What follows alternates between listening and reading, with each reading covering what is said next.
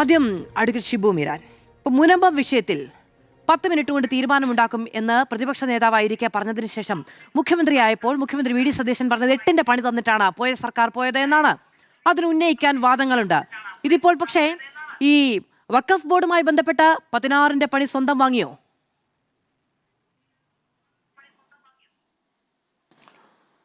തീർച്ചയായും മധു, നമ്മൾ ഇന്നലെ മുതൽ ഈ വിഷയം സജീവമായി ചർച്ച ചെയ്യുകയാണ്.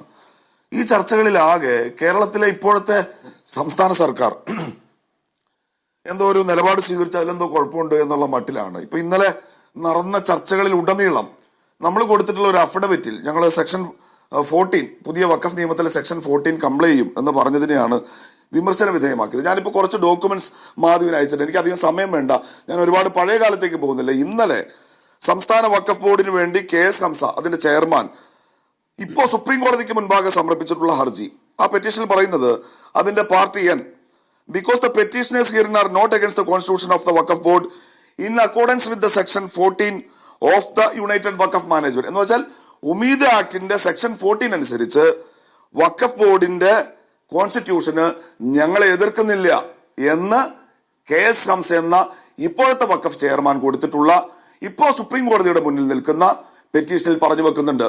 ഞങ്ങളിപ്പോ സെക്ഷൻ 14 കുറിച്ച് പറഞ്ഞതാണല്ലോ പ്രശ്നം. ഇനിയിപ്പോ സമസ്തയെ കുറിച്ച് പറഞ്ഞു. സമസ്തയുടെ മുഷാവറ അംഗം കൂടിയാണ്, കൂടെ സുപ്രീം കോടതിയെ സമീപിച്ചിട്ടുള്ള ഉമർ ഫൈസി മുക്കം. അദ്ദേഹത്തിന്റെ പെറ്റീഷന്റെ 24ാമത്തെ പോയിന്റായി വരുന്നു. അതിലും പറയുന്നു, because the petitioners herein are not against the constitution of the Waqf board in accordance with section 14 of United Management Umeed Act. Umar ഫൈസിയും പറഞ്ഞു വെക്കുന്നു. അദ്ദേഹം ഒരു മതപണ്ഡിതനായതുകൊണ്ട് അദ്ദേഹത്തിന്റെ വായിൽ നിന്ന് ആ സത്യം പുറത്തു വന്നു. ഇതിനകത്ത് നോൺ മുസ്ലിം മെമ്പർമാരെ വെക്കുന്നതിലൊന്നും ഞങ്ങൾക്ക് എതിർപ്പില്ല എന്ന് അദ്ദേഹം പറഞ്ഞു. പക്ഷെ ഇന്നലെ വന്നിട്ട് സെക്ഷൻ 14-നെതിരെ കപട സഖാവ് ഹംസ എന്ന് വേണമെങ്കിൽ വിളിക്കാവുന്ന രൂപത്തിൽ ആ വലിയ വിമർശനങ്ങൾ ഉന്നയിച്ച അദ്ദേഹം സുപ്രീം കോടതിക്ക് മുൻപാകെ ഇപ്പൊ സമർപ്പിച്ചിട്ടുള്ള പെറ്റീഷനിൽ പറയുന്നത് സെക്ഷൻ 14 അനുസരിച്ച് ബോർഡ് കോൺസ്റ്റിറ്റ്യൂട്ട് ചെയ്യുന്നതിൽ ഞങ്ങൾക്ക് എതിർപ്പില്ല എന്നാണ്. ഇനി ഇവർക്ക് എതിർക്കാൻ കഴിയില്ല. 4/2/2026 ഈ വഖഫ് ബോർഡിനെ നിയമിച്ചുകൊണ്ട് പഴയ സംസ്ഥാന സർക്കാർ പുറത്തിറക്കിയ ഒരു ഓർഡറിന്റെ ഒരു കോപ്പി കൂടി ഞാൻ മാധുവിന് അയച്ചിട്ടുണ്ട്. അതിനകത്തൊരു എക്സ്പ്ലനേഷൻ നോട്ട് ഉണ്ട്. ആ എക്സ്പ്ലനേഷൻ നോട്ടിൽ പറയുന്നത് ഇങ്ങനെയാണ്: the remaining 1 member under clause 1 of subsection 1 and of section 14 of the act, അതായത് അപ്പോയിന്റ്മെന്റ് ഓഫ് റിമൈനിങ് 1 member, 2 മെമ്പർമാരുടെ അപ്പോയിന്റ്മെന്റ് അവശേഷിക്കുന്നുണ്ട്. ആ ഓർഡറിന്റെ എക്സ്പ്ലനറി നോട്ടാണ്. അതിൽ പറയുന്നു സെക്ഷൻ 14 അനുസരിച്ച് അവശേഷിക്കുന്ന 2 പേരെ ഷോർട്ട്ലി, അത് അവസാനിക്കുന്നത് വിൽ ബി മെയ്ഡ് ഷോർട്ട്ലി എന്നാണ്. ഏറ്റവും അടുത്ത സന്ദർഭത്തിൽ ഞങ്ങൾ നിയമിക്കും. 11 അംഗങ്ങൾ എന്ന് നിജപ്പെടുത്തിയ ഒരു ബോർഡിൽ ഇവർ 9 പേരെ വച്ചു. 2 പേരെ കൂടി നിയമിക്കും എന്ന് വെച്ചാൽ 11-ൽ ഏറ്റവും ചുരുങ്ങിയത് 2 അമുസ്ലിങ്ങളായിരിക്കണം എന്നുള്ളത് ഇവർ അംഗീകരിച്ചിരുന്നു. സെക്ഷൻ 14 ഉപയോഗപ്പെടുത്തിക്കൊണ്ടാണ് ഇപ്പോ കേരളത്തിൽ പ്രവർത്തിക്കുന്ന വഖഫ് ബോർഡിനെ ഇവർ ചുമതലപ്പെടുത്തിയത്.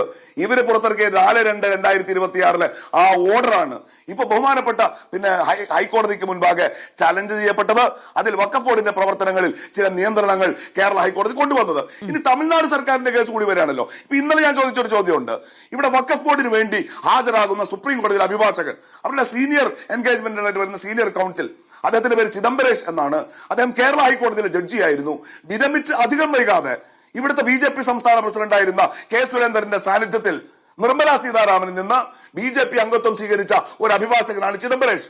അദ്ദേഹമാണ് ഈ കേസിൽ KS ഹംസയ്ക്ക് വേണ്ടി ഹാജരാകുന്നത്. അദ്ദേഹം നേരത്തെ മുനമ്പവുമായി ബന്ധപ്പെട്ട് അത് വഖഫ് ഭൂമി അല്ല എന്ന കേരള ഹൈക്കോടതിയുടെ വിധിയെ ചലഞ്ച് ചെയ്ത് വഖഫ് സംരക്ഷണ സമിതി സുപ്രീം കോടതിയിൽ പോയപ്പോ അതിന് മുനമ്പം സമരക്കാർ കക്ഷിയാണ്. അതിൽ മുനമ്പം സമരക്കാരുടെ വക്കീലും ചിദംബരേഷാണ്. അതിൽ അദ്ദേഹത്തിന്റെ വാദം അത് വഖഫ് ഭൂമി അല്ല എന്നുള്ളതാണ്. ഇവിടെ ഇപ്പോ ഈ കേസിൽ വഖഫ് ബോർഡിന് വേണ്ടി സുപ്രീം കോടതിക്ക് മുൻപാകെ മറ്റൊരു കേസിൽ വഖഫ് ബോർഡിനെതിരെ ഹാജരാകുന്ന BJP പശ്ചാത്തലമുള്ള അഭിഭാഷകൻ പോയിട്ടൊരു ഹർജി സമർപ്പിക്കുന്നു.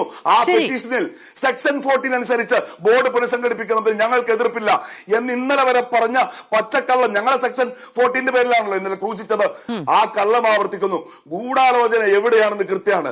ഇവർ തെരഞ്ഞെടുപ്പ് മുന്നിൽ കണ്ട് ഒരു പാക്കേജിന്റെ ഭാഗമായി നേരത്തെ ഉണ്ടായിരുന്ന വഖഫ് ബോർഡിന് പ്രവർത്തിക്കാൻ കാലാവധി ഉണ്ടായിരുന്നിട്ടും അതിനെ അട്ടിമറിച്ച് തെരഞ്ഞെടുപ്പിന് തൊട്ടു മുൻപ് തട്ടിക്കൂട്ടിയ ഇവരുടെ പൊന്നാനിയിലെ സ്ഥാനാർത്ഥിയും ഇവരുടെ കുറെ ഇഷ്ടക്കാരും ഉൾപ്പെടുന്ന വഖഫ് ബോർഡിനെ സംരക്ഷിക്കാൻ ഇപ്പൊ ഇവർ സുപ്രീം കോടതിയിലേക്ക് പോകുന്നു എന്നാണ് നമ്മൾ ഇതിൽ നിന്ന് മനസ്സിലാക്കേണ്ടത്. ശരി ശരി അഡ്വക്കേറ്റ് ഷിബു മീരാൻ, അങ്ങ് പറഞ്ഞതൊക്കെ വളരെ കൃത്യമാണ്.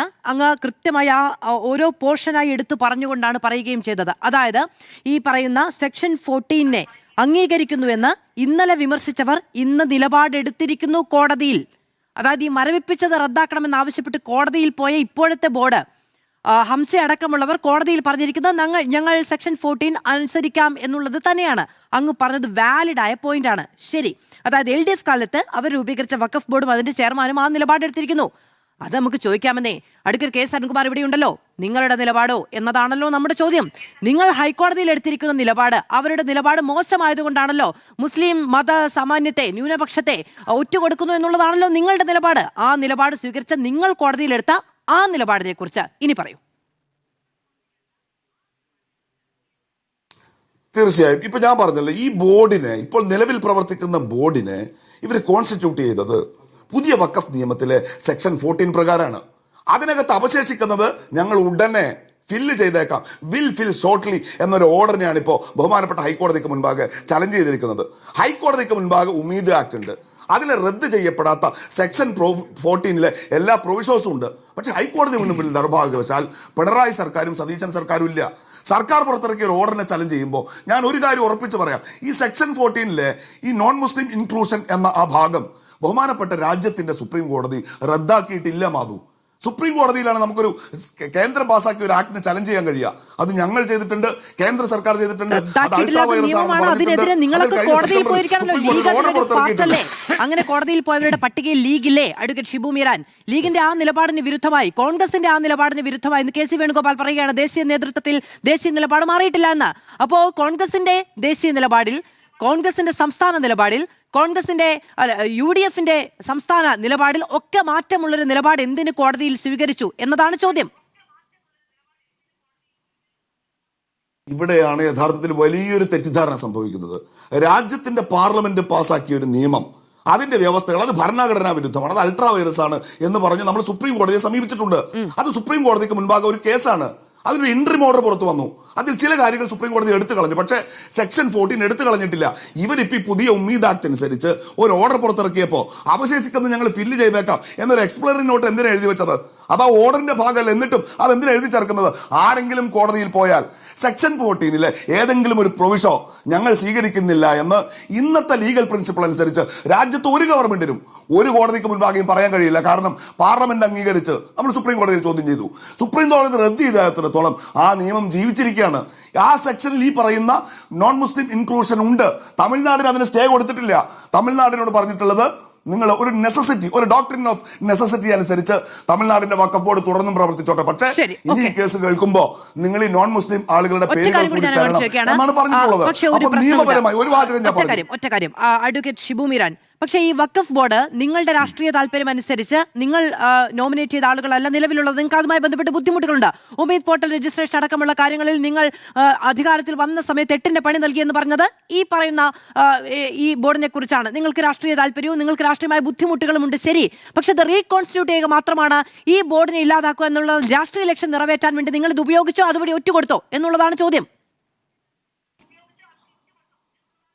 ഒരിക്കലുമില്ല. KS ഹംസയുടെ പരിചയം ഞാനിപ്പോ അത് കൂടി അയച്ചിട്ടുണ്ട്. ഞാനത് നോട്ട് ചെയ്ത് പറഞ്ഞു, എനിക്കിപ്പോ എടുക്കാനുള്ള പ്രയാസം കൊണ്ടാണ്.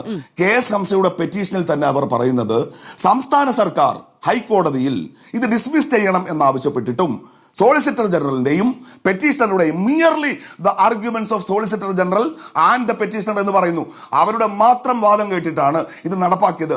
മറ്റൊരു ഭാഗത്ത് പറയുന്നത് ഈ ഈ അവശേഷിക്കുന്ന ഈ ഫില്ല് ചെയ്യേണ്ട 2 സംഗതികളുണ്ടല്ലോ.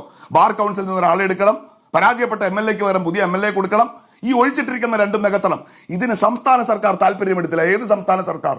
തെരഞ്ഞെടുപ്പ് കഴിഞ്ഞ് കേരളത്തിൽ അധികാരത്തിൽ വന്ന സംസ്ഥാന സർക്കാർ താല്പര്യമെടുത്തില്ല എന്നുകൂടി KS ഹംസയുടെ പെറ്റീഷനിൽ രാജ്യത്തിന്റെ സുപ്രീം കോടതിക്ക് മുൻപാകെ ഈ പെറ്റീഷനിൽ പറഞ്ഞു വെച്ചിട്ടുണ്ട്.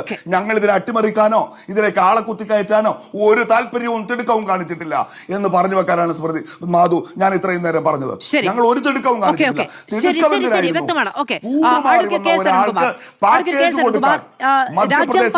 നിയമത്തിന് വിരുദ്ധമായ ഒരു സംസ്ഥാന സർക്കാരുകൾ തുടർച്ചയാണല്ലോ. അപ്പൊ സർക്കാരിന് നിലപാടെടുക്കാൻ കഴിയുമോ എന്നുള്ളതാണ് ലീഗ് ചോദിക്കുന്നത്.